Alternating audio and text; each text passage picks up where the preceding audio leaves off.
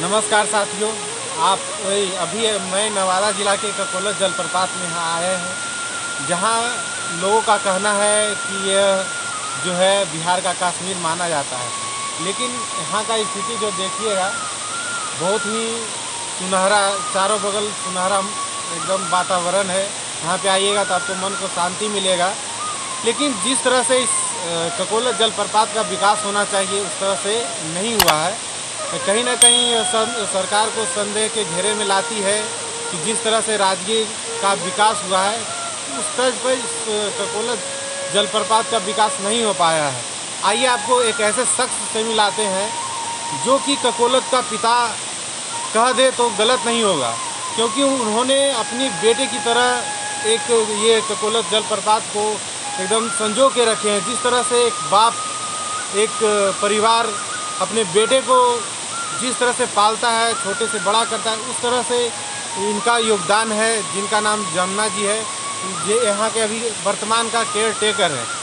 मैं बता दूं कि यहाँ के 96 लोगों को ये जान बचा चुके हैं और इनको बहुत ही संघर्ष करना पड़ता है।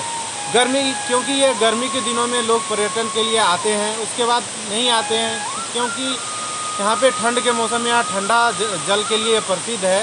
ठंड के मौसम में यहाँ पे लोग नहीं आते हैं। किस तरह से ये 3 महीने, ये 4 महीने का पूरा यात्रा को इस लोग को कितना इनकम हो जाता है कि इन्हों साल भर का पूरा भरण पोषण करना पड़ता है। यह सरकार की तरफ से इनको कुछ मदद नहीं दी जाती है। बरसात के दिनों में यह कुंड भर दिया जाता है, उसके बाद इनके ही द्वारा साफ़ किया जाता है। लेकिन अभी तक सरकार के द्वारा ना ही साफ़ किया जाता है, ना इनको साफ़ करने की मजदूरी दी जाती है।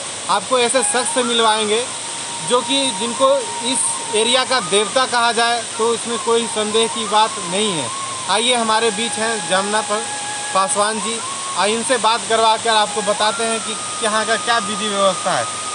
आप बताइए सर, अपना परिचय थोड़ा सा दे दीजिए। धन्यवाद। मेरा नाम है जमुना पासवान, ककोलत जलप्रपात केयर टेकर। यहाँ 35 साल से सेवा दे रहे हैं।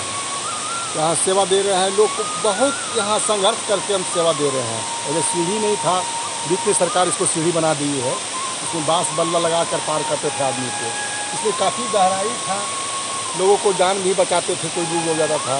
यहाँ सर सफाई देख रेख, आने वाले पर्यटकों को लोग बहुत सेवा करते हैं, पानी पिलाते हैं, इसको बचाते हैं। सर सुनने में आता है कि यहाँ पे जो ककोलत है वो पहले देवभूमि कहा जाता है, उसके बाद ये पर्यटन स्थल बना। तो बताइए कि यहाँ पे जो किन किन देवताओं का मंदिर है? यहाँ बाबा महावर का मंदिर है। बाबा महावर का बहुत बड़ा प्रसिद्ध है। एकदम सिद्ध पीठ का माता काली का है, बाबा भोलेनाथ का है, बाबा बजरंगबली का है, और मार्कंडे ऋषि का आश्रम है ऊपर में जो है पहाड़ पर। मार्कंडे ऋषि का आश्रम है। यहाँ तो पांडवों लोग भी आके अज्ञातवास किए थे पश्चिम काल में। वहाँ पर 50 नंबर पुल पर वहाँ ठहरे थे, वहाँ के दिन समय बिताए थे। बहुत कम ही लोग को पता है कि अपने पांडव अपने अज्ञातवास में यहाँ ककोलत के क्षेत्र में आके शरण लिए थे। और जिस तरह से यहाँ की सुविधा, पर्यटन स्थल की सुविधा रहता है, उस तरह से सुविधा सरकार की तरफ से नहीं किया जाता है। तो आप ये थोड़ा सा डिटेल में बताएं कि यहाँ पे क्या क्या कमी है आपको लगता है? पहला नंबर कमी है कि यहाँ चेंजिंग रूम होना बहुत ज़रूरी था। महिला लोग का शौचालय का पहला वो भी था। यहाँ दूसरा में बारिश हो जाता है तो पीने के पानी चापाकल यहाँ कोई भी नहीं, पानी गंदा हो जाता है, पानी की भी परेशानी। पानी बारिश हो जाता है उस समय पानी की डोला होता है, तो पानी लाना पड़ता है 4 किलोमीटर दूरी से पानी। अच्छा, हमारे दर्शकों को ये बताइए कि ये जो एरिया है, क्या सब लोग जानते हैं कि नक्सल प्रभावित है? क्या आपको लगता है कि अभी ऐसा माहौल है? वैसा कोई माहौल नहीं है, कोई कुछ नहीं है। आजकल कुछ ना बीता है। आज तक हम 35 साल से रहते, कुछ नहीं यहाँ। पर्यटन इस एरिया में कब कब घूमने आते हैं? किस महीने से स्टार्ट करते हैं? 14 अप्रैल से 20 में मेला लगता है। 14, 15, 16, 17 तक मेला चलती है। उससे बाद में लोग आना स्टार्ट हो जाता है। तो अप्रैल, मई, जून तक चलती है। 3 महीने? हाँ, 3 महीने, 2.5 महीना रहती है। अच्छा, आप ये बताइए कि ये 3 महीने में आप लोग कितना कमा लेते हैं, कितना साफ भी कर देते हैं? मतलब कि पूरा साल भरण पोषण सबका हो जाता है? नहीं, 3 महीना क्या होगा, उतने भर होता है।